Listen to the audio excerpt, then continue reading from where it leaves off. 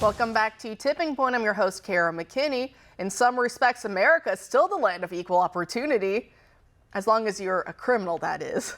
Legal, illegal, resident status doesn't matter. Equal for all. A judge in St. Louis, Missouri, who previously worked for Soros-backed attorney Kim Gardner, is letting the guy who allegedly slaughtered a mother-daughter duo on their way back from a concert to go free on bail. 22-year-old Monte Henderson is accused of driving in excess of 70 miles an hour through this small intersection, running the red light and killing his 42 and 21-year-old victims as they legally crossed the street. He also ripped the front end off another vehicle trying to drive through the intersection on their green. Despite the fact that cops say this guy is a danger to the community and is not likely to appear voluntarily to a court summons, meaning cops will have to be dispatched to go bring him in, risking a physical altercation, the judge still decided to grant him a mere $20,000 bail anyway, because Henderson's lawyers say their client is an upstanding young man who is involved with academics in sports. Wow, are we really supposed to accept that? Are we really supposed to accept that his involvement in sports and academics, like most other 22-year-olds, frees him from the consequences of murder? Trust me, this isn't the first time this guy's been driving like a maniac, completely uncaring of who he may kill or hurt on his joyrides.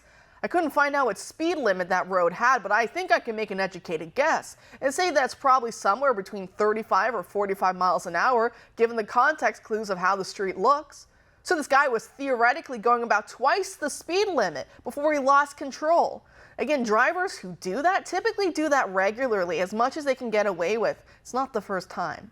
But like I joked darkly at the top of this segment, at least this American criminal is being treated with the same kid gloves that that illegal guy in Georgia accused of murdering nursing student Laken Riley is. Even the New York Post, which is generally spot on, had the nerve to say that the migrant suspect likely panicked when Laken fought back, leading to why her skull was found disfigured by authorities, almost as if to say that she caused it. I know that's not what they mean. I know they're just trying to explain the warped thinking of an alleged monster, but it comes off as victim blaming.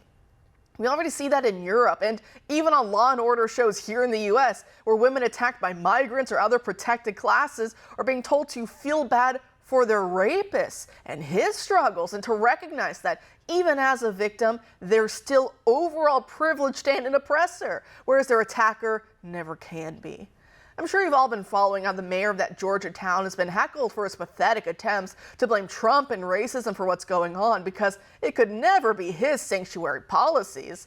And now today we're hearing about how the Democrat sheriff of the county where Laken was murdered had campaigned for his position on not helping ICE. How'd that work out for you? Joining us now to discuss is Dr. Richard Moss, a candidate to represent Indiana's 8th Congressional District. Dr. Moss, thanks for being here tonight. Thank you. Appreciate it. Enjoy your show very much. Thank you. I appreciate you being here. So sanctuary policies are clearly to blame, would you say, for the horrific murder we saw of Laken Riley in Georgia? Yeah, well, this whole sanctuary policy strategy of Democrat-run states, we should understand that it's part of the neo-Confederacy. I mean, we should look upon it the same way we look upon Confederate states before the Civil War. They are rejecting federal law. They are out of line. They are breaking federal law. They are a neo-Confederacy and very dangerous. And we should hold them to account. And we should refer to them exactly as that. They are a new Confederacy. They nullify federal law. And in this case, with terrible consequences, including the deaths of innocent people.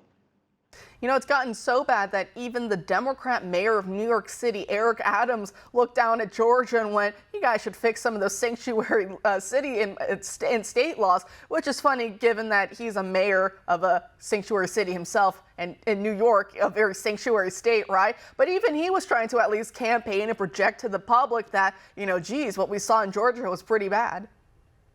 Well, he's a radical Democrat, but every now and then he does show a little bit of common sense, which we appreciate.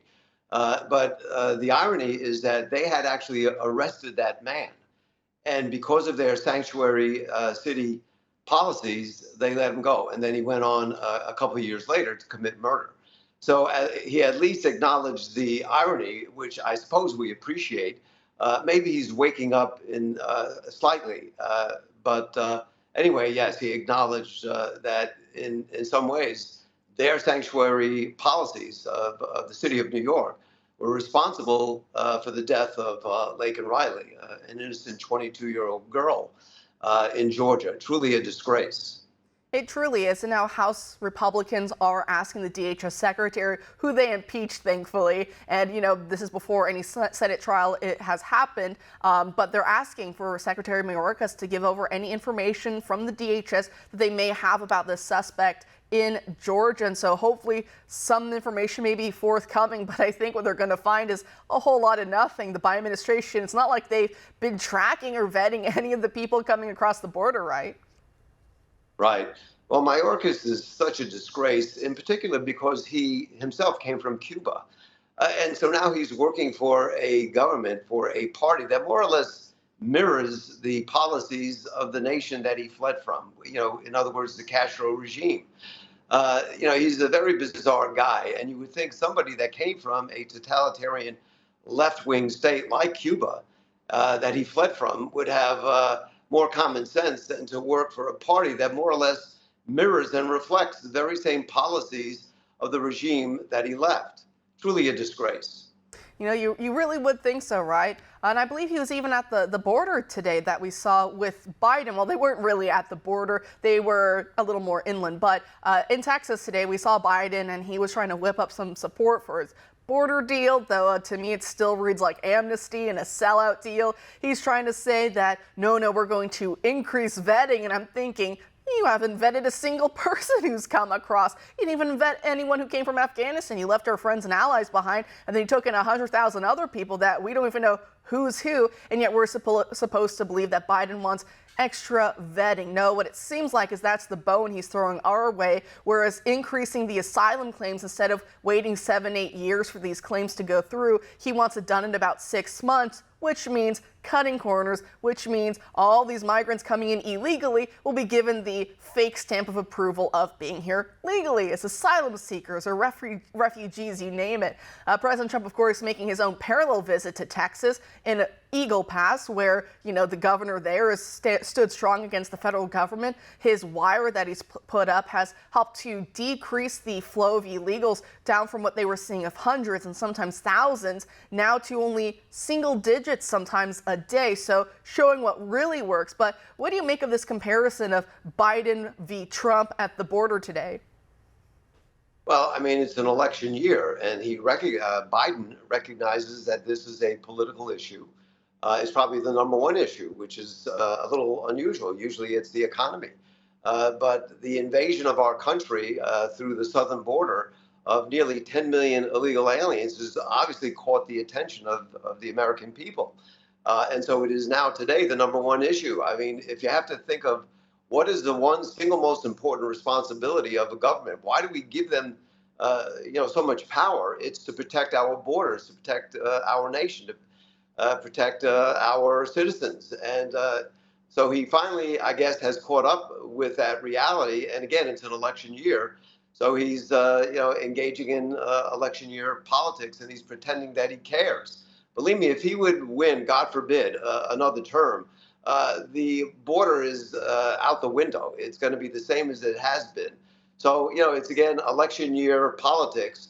And of course, President Trump has made his name. One of the most important things he did right at the very beginning of his campaign in 2015, and then as president, winning the election in 2016, was this whole thing about the southern border, which, by the way, I'll mention, I had been speaking about that for years and years. I, written articles and so forth. I've been very much on board about that, if I may say, before Trump was running for president. So I've been big on this issue.